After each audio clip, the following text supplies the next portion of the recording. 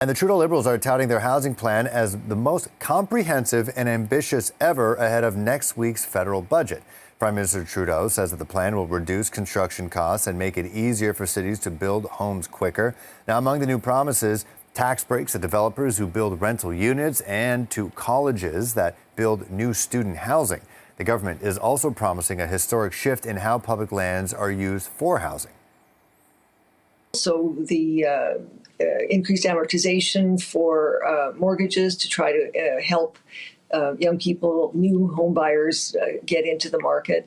The focus on renting, even making available federal land to be rented or leased, and building properties on that to try to increase the amount of housing that's produced. So again, it's focusing, I think, on those who want to buy homes, on those who want to rent homes. It's focusing on students.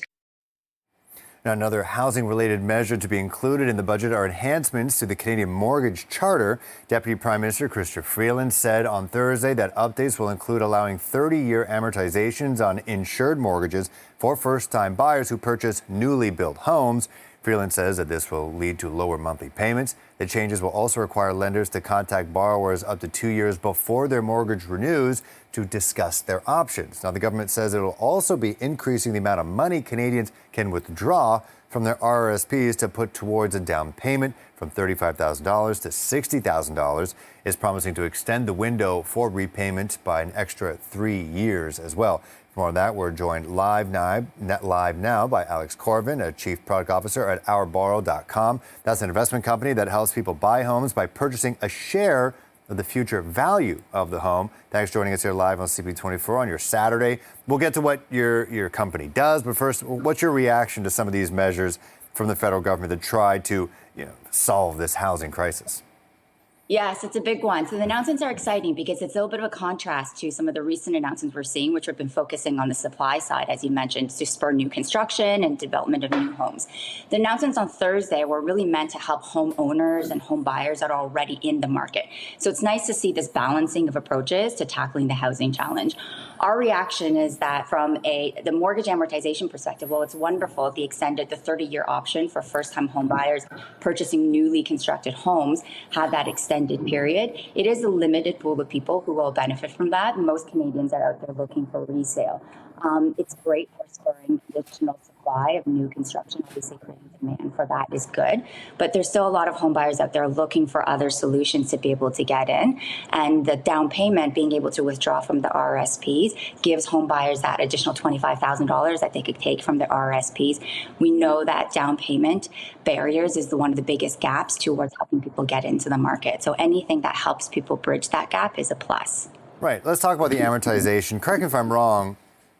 Is that always available? Like first-time home buyers, like you go to a bank, they're like, do you want a 25-year amortization or 30-year amortization? I heard back in the day it used to be 35-year amortization. So hasn't this always been available? Great question. It is so nuanced. So when they talk about 30-year amortization, it's for insured mortgages. So that's for purchasing properties below $1 million where the home buyer is contributing less than 20% down payment. So there's several caveats, right? So if you're purchasing a property below $1 million and you're putting less than 20% down, you have to have an insured mortgage. And when it's an insured mortgage, currently your only option is you can't go beyond a 25-year amortization. So it is a small portion of people where having that additional 5 years amortization does help spread out those mortgage payments a bit more. So currently for those who are buying properties over $1 million where you have to put 20% down, you don't have the option to do anything less.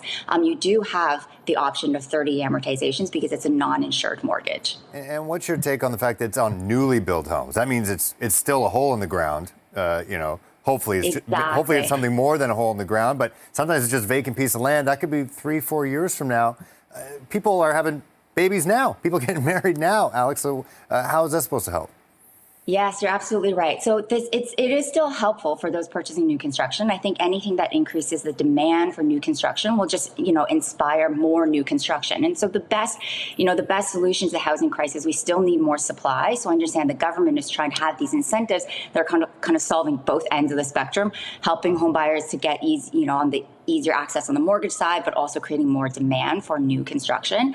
But yes, it is the new construction periods. You could be waiting several years, but there are condos that are newly built that are still kind of in that occupancy period. And there's quite a bit of inventory right now from developers. And we're thinking that 30-year amortization option could apply for like already built, but new construction condos. All right, that new condo smell. All right, okay, so you're with ourborrow.com. I went through the website. It's an interesting concept. Is this a new approach to helping people buy their homes?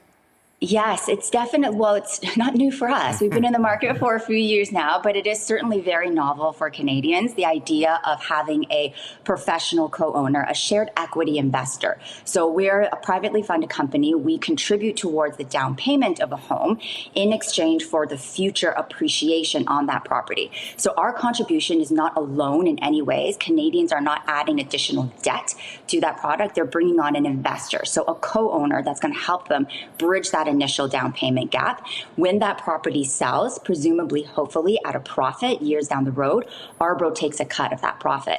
And if the property doesn't increase in value, then we're at risk of losing our investment. And that's what the biggest difference is between us versus going to a private lender or a loan. So we help with the down payment. We get buyers to that 20%, which not only means that they're not paying mortgage insurance, but they're able to qualify for that 30-year amortization option we were just talking about.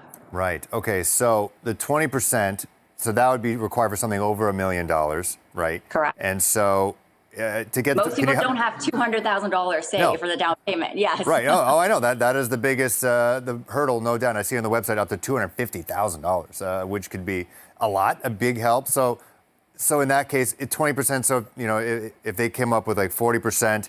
You come up with the rest, the 60%. So, 5-10 years down the line, they sell for a profit of, a $500,000 profit. The company will get 60% of that profit. You're right. I feel like we got to get your viewers to bring out the calculators. I know. To get this right, I got to. But the way we talk about it is, so the total down payment has to be 20%. So we get buyers to that 20%. Now, of that total 20% down payment, however we split that up, if we split that 50-50, then later down the road, when the property sells and whatever the profit amount is, we take 50%, or we split that profit 50-50. So our equity share is always in direct proportion to how we split the down payment on day one. All right. Well, that's definitely interesting.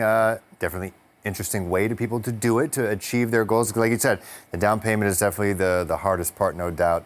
Alex Corvin, I wish we could speak for multiple minutes, but we are heading up for a break. Yeah, you got to come back. Okay, we appreciate it. Thank you very much.